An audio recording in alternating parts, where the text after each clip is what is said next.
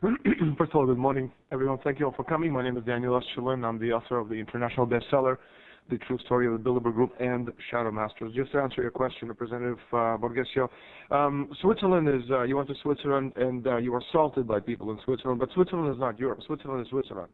It's like going to the moon. It has nothing to do with Europe at all. The laws are different, the country is different, their philosophy is different. It's the epicenter, what's known as the Venetian black nobility. So Switzerland has nothing to do with anything we're seeing here on the European level. Now, Monti, to answer your other question, is a lackey who has been put there to prepare for the next stage of the banker coup when the euro crisis will be hijacked to concentrate even more power into the hands of the very people who caused this crisis in the first place. Okay. Said that simply and without mincing words. Unless we act now together as people of the planet Earth against the loathsome creatures who are trying to impose the will of the very few against the will of the many, the chain reaction disintegration of the economies of the transatlantic system is virtually inevitable. The global financial system has totally broken down. A chain reaction collapse of phony financial assets is underway across the entire region. The entire transatlantic system is imploding under the weight of $1 to $2 quadrillion in speculative financial assets, which can never be paid no matter how many multi-trillion dollar bailouts are imposed by the Obamas, the Blairs, the Camerons, or the Sarkozys. All they can do, and this is what they're doing, is murder the population of subject nations with austerity while vaporizing any semblance of national sovereignty. This, of course, has been predicted by a forecast by American physical economist Lyndon LaRouche quite some time ago. Now, the reason we're here today is obviously to talk about Bilderberg Group, Trilateral Commission, Goldman Sachs, and, of course, the European crisis and the euro. Now, this is a very different kind of war which we've faced before. This is an asymmetrical war in a sense that governments are not running this operation, but rather world corporations. I'll repeat this. This is an asymmetrical war. Governments are not controlling this. They have completely lost control, and you're seeing this on the world stage. It's a war, it's an operation run by world company corporations. In other words, what you're seeing right now is a government not run by corporations running the operation. Let me give an example, Italy. Now, we've seen a lot of Mario Monti on the covers of major newspapers and major magazines trying to give this unelected fool legitimacy. Now, Monti is a bastard child of Fondi financial interests.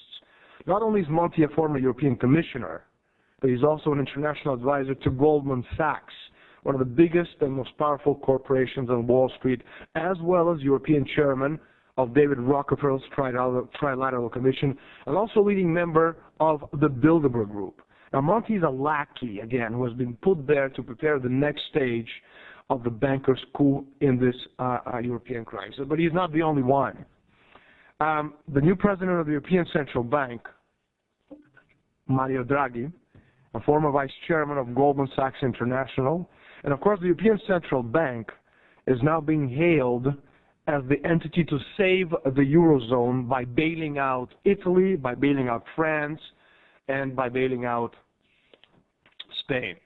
So you're seeing Monti, who is Goldman Sachs, who is Bilderberg, who is Trilateral Commission. You're seeing Draghi, who is Bilderberg, Sachs, Goldman Sachs, and Trilateral Commission. You're seeing Tremonti, who is member of the, obviously, the Bilderberg Group as well. So you're seeing also the same Goldman Sachs, which way back when prettied up the Greek statistics, making possible Greece's entry into the Euro group. You're seeing a pattern here, no? You have Goldman Sachs, one of the most powerful corporations on Wall Street. This is what's called the World Company Limited. It's not about one world government. It's not about an all-seeing eye. It's about corporations with a lot more power than any government on the planet. And Goldman Sachs, as Mario Borgesio said, is a very good example of that. And as much as Mario Monti will try to distance himself from his role and his position and his activities at Goldman Sachs, these things are simply inevitable. He was, he is, and he will always be a member of these private, unelected organizations who basically rule the world from behind the scenes. Now, Greek Italian, and soon to come Spanish bailouts, of course, is a facade of these operations.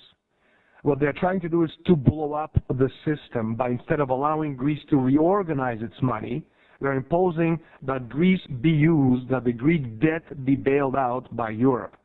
But then, as I said before, that debt is absolutely worthless. Just like the Irish debt is worthless, just like the Italian debt is worthless, just like the Spanish debt is absolutely worthless. It's garbage. It's monopoly money. So asking Europe, which is in the throes of a financial meltdown, to absorb an unpayable debt, which they never, ever can repay, means you're going for sure to destroy Europe.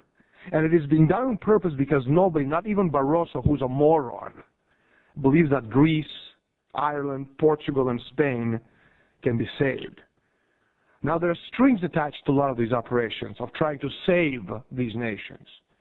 And the strings attached to this particular bailout, which we're seeing right now, will accomplish precisely what the Eurocrats wanted all along. A closer-knit political union, as Merkel called for recently. A federal superstate at the cost of European nation-states, surrendering control over their economies to unelected United Europe dictators like Herman Van Rompuy and his moronic sidekicks, José Manuel Barroso. Now, back in 2009 at the Bilderberg conference, and I reported this in 2009 with my Bilderberg report, I said that one of the solutions to the crisis, well, the people who met at Bilderberg, and amongst them, of course, Monti and Draghi and Tremonti and all these individuals, well, the idea of creating two Europes. On the one hand, the Europe, the first division, where you have the France, Germany, etc., nations who actually pay their way, and on the other hand, the pigs, the Spains, the Portugals, etc. And we're seeing this right now. This is one of the key plans being put together by the people from behind the scenes. I have a lot more to say, but I think I'm going to stop, as I think there are people who want to ask questions. Thank you very, very much. I think we said, as I said in the beginning of my my conference, the system is broken, it's dead. There's very little you can do. There's simply not enough money in the world to save the speculative bubble. We're talking about $1 to $2 quadrillion worth in worthless debt. So no matter what you do, no matter how many trillions of dollars, euros, or rupees you print, you can actually never pay this thing off. So it's irrelevant. I'd like to address what you said earlier about what the question was just asked about. The journalist combine a couple of things here. One of the things that we're seeing right now, when you asked about Italy and scooters and the growth in northern Italy, it's apparent on the world stage. We're talking about zero growth. The concept is zero growth. 300 years ago, circles around Gottfried Leibniz, a genius, German genius who invented calculus, they knew that progress and growth are directly proportional to population density. So if you want to increase the population and you have technological progress and growth, you're going to have more people on the planet. Consequently, if you're the elite, and see, the point is that we're living on a small planet, Earth, with limited natural resources. So if you're Rockefeller, which is just a metaphor for powerful people, and you want to make sure that you have the natural resources for yourself, such as water. You know, you don't want planet Earth to have 40, 80, 100 billion people. There's just simply not enough natural resources.